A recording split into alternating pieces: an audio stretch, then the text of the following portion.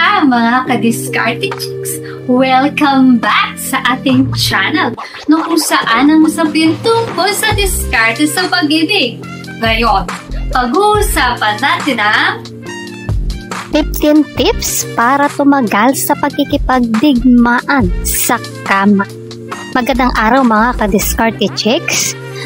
Bago ang lahat, lilinawin ko lang po na hindi at wala akong ini-endorsong kahit na anong produkto paukol sa topic natin ngayon.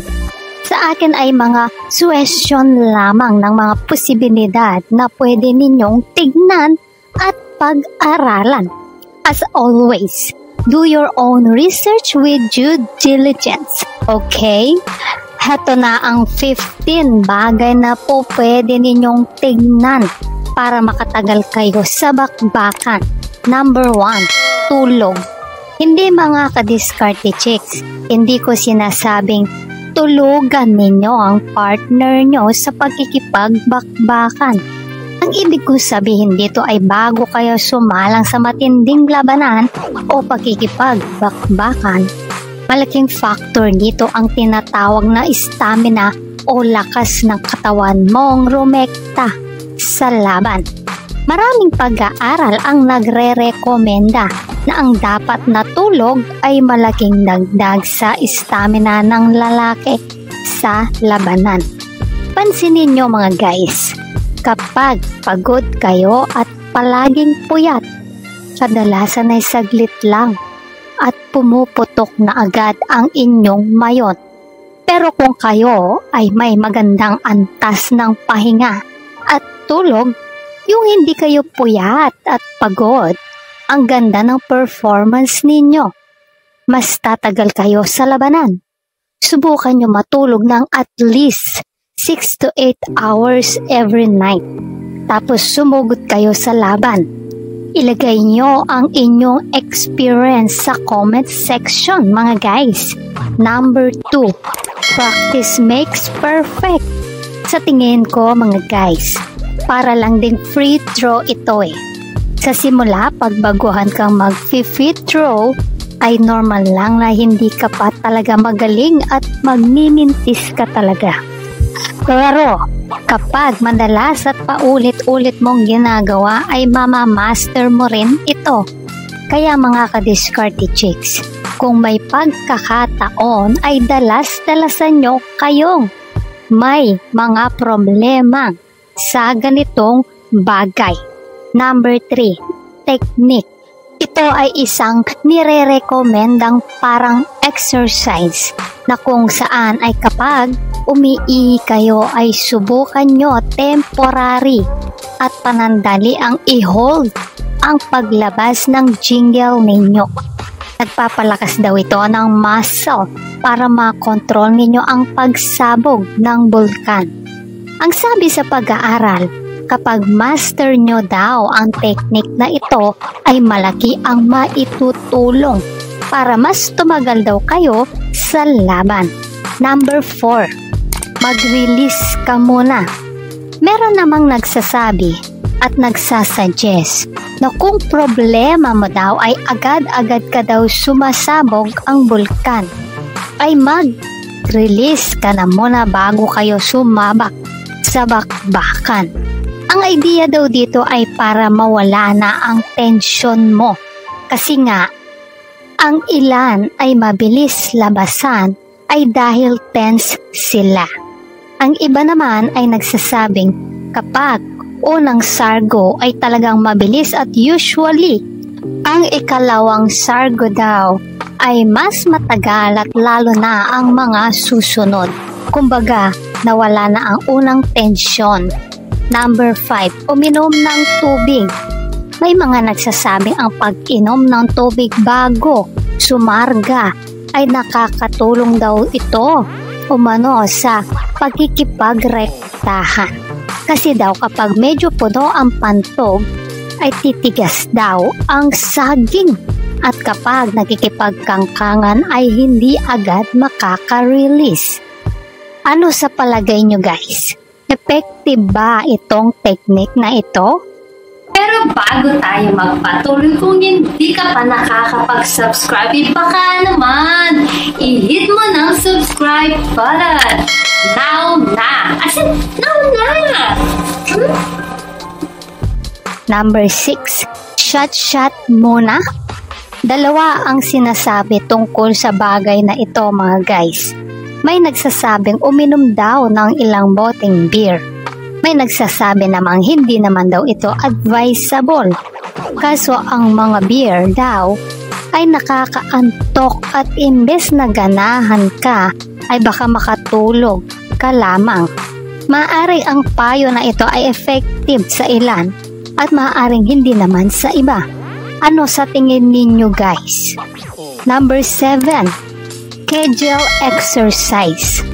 Ayon sa isang pag-aaral, ang tinatawag na pelvic floor muscles ay siyang sumusuporta ng ating bladder o pantog at ang paglabas ng semilya ng lalaki. Meron daw itong isang exercise na maaaring mag-improve sa pagkokontrol ng paglabas ng semilya. Ito ang tinatawag na Kegel exercise. Ang nasabing paraan ay kapag jumijingle ka daw, ay subukan mong pigilan ng mga 10 seconds sa pamamagitan ng muscle control. Kung kakayanin mong magawa ito ng 3 beses ay lalong magaling. Ang sikreto daw dito ay dapat tuloy-tuloy na commitment na gagawin mo ito ng regular. Number 8, subukan ng ibang posisyon. Isang magandang teknik ay ang pagsabog ng iba't ibang posisyon. Kung ikaw ay nasa taas at palagi kang mabilis labasan, ay subukan mo namang ikaw ang umilalim. Hanapin mo ang posisyon kung saan ay komportable ka nang mas feel mo na nasa control ka. Huwag matakot mag-eksperimento at subukan, basta huwag lang delikado. Number 9, hintay ka lang muna. Again mga guys, kung gusto ninyo magtagal ang pakikipagbakbakan ninyo sa partner ninyo, subukan nyo mag-focus 50% ng oras sa foreplay. Kadalasan kasi sa inyo ay puro salakay ang gustong gawin agad. Huwag ganon. Example, kung 30 minutes ang tinatansya ninyong oras, gawing 20 minutes ang foreplay at 10 minutes ang pagsalakay. Actually, ang 10 minutes pagsalakay ay masasabing matagal na talaga sapagkat ang average naman ay tinatalang nasa 5 minutes lamang. So maging realistic din tayo mga guys. Kung naabot mo na ang mahigit na 5 minutes, ay masasabing wagi na rin yan. Number 10, tamang timbang. May mga pag-aaral na nagsasabing ang pagkakaroon ng high blood diabetes, baywang na mahigit 39 inches ay ilang mga factor na maaaring makasagabal sa pagtatagal sa pakikipagbakbakan. Mas madalas daw labasan ng mga taong merong ganitong karamdaman. So, ang isang susi ay pagkakaroon ng healthy na pangangatawan. Iwasan ng sobrang bigat na timbang. Hanggat maaari ay magkaroon ng regular na exercise na angkop sa inyong katawan at edad. Number 11, desensitizers. Ito ay mga produkto na parang mga gels na ang function nito ay para mabawasan ang masyadong pagiging sensitibo ng balat ng talong. Kadalasang ipinapahid ito.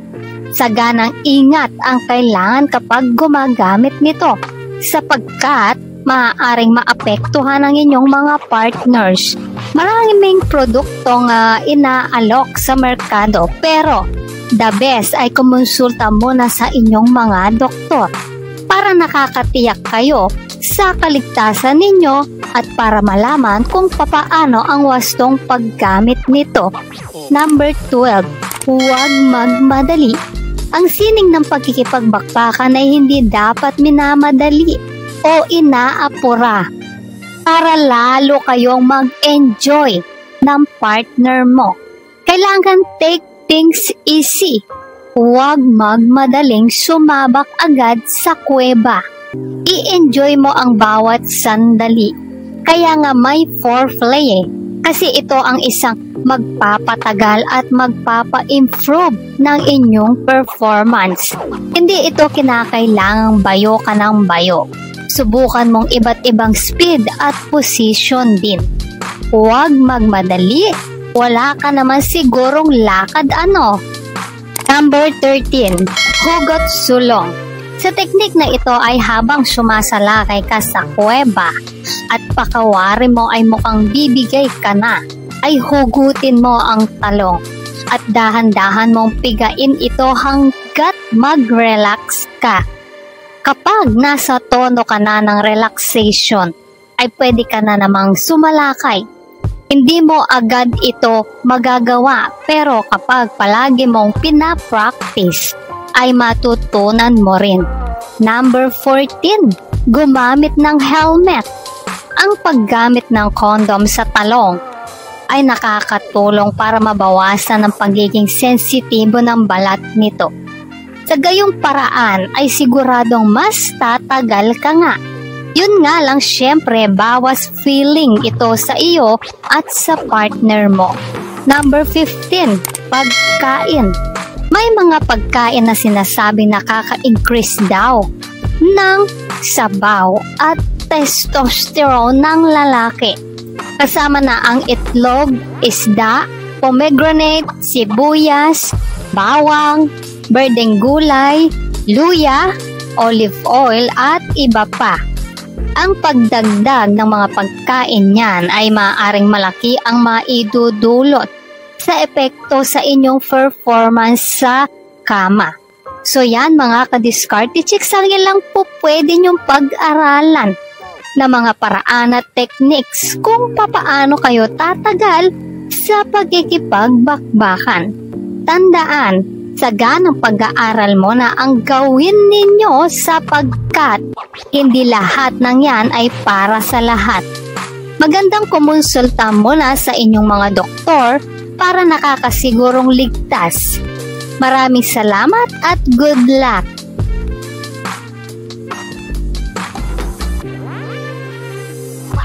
Kung nagustuhan mo ang video na ito, huwag kalimutang mag-like, share at subscribe para sa iba pang useful na content. Maraming salamat sa panonood. Hanggang sa susunod na video, ingat kayo palagi. Let's spread love.